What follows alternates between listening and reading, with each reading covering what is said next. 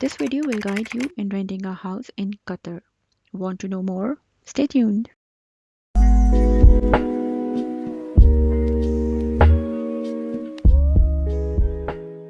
Finding a place to rent in Qatar. The most common way to find a property to rent in Qatar is through licensed agents.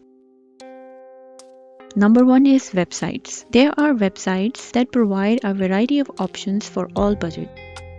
Newspaper classification. The classifieds section of newspapers, both print and online, will also have useful listings. These will have the contact information for the relevant agents. After a phone call, you can set up a meeting with them. Most agents also deal with a large number of properties, so if the one you saw online falls short of your expectations, you can always ask the agent to show you more. The third option is direct owner. You may come across a property that has been listed directly by the owner, which means you won't have to pay an agent's commission. Additionally, inquire with your office to see if they have any properties under their jurisdiction or contact information for agents and landlords. Some of the best known and reliable property listing sites are propertyfinder.qa, qatarpropertyplanner.com, justproperty.qa, qatarliving.com, qatarcl.com. So do check out these websites. Watch video till end for some extra tips.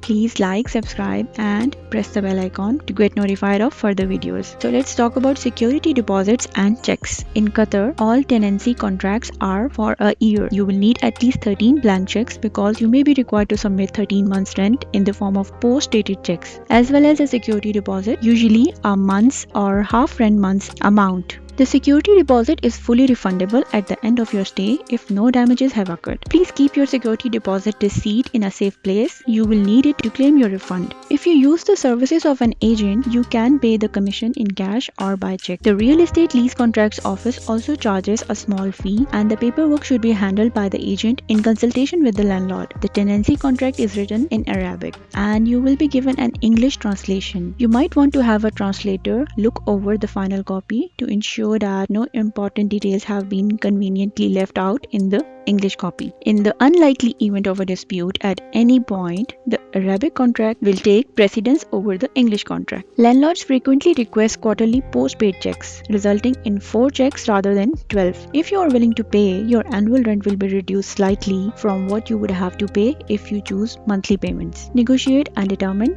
what is best for you. Contracts are binding for a year, so you will have to pay a penalty if you leave out of turn. This is typically 2 months rent. You must also provide 2 months notice.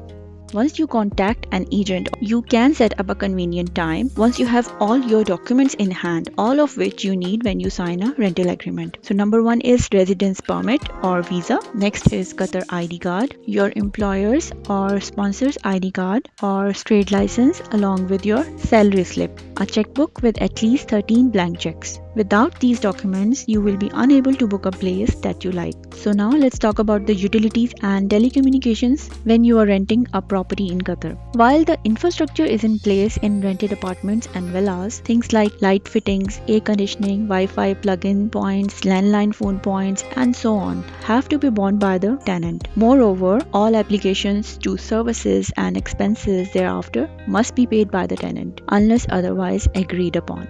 In case of rental disputes, you can go to Rental Dispute Settlement Committee office, which is in the Muntaza area in Doha. You can also log into government websites and file an online complaint. Chances are you will go through an agency. Agents typically charge around the equivalent of 1 month's rent as fee, but feel free to negotiate.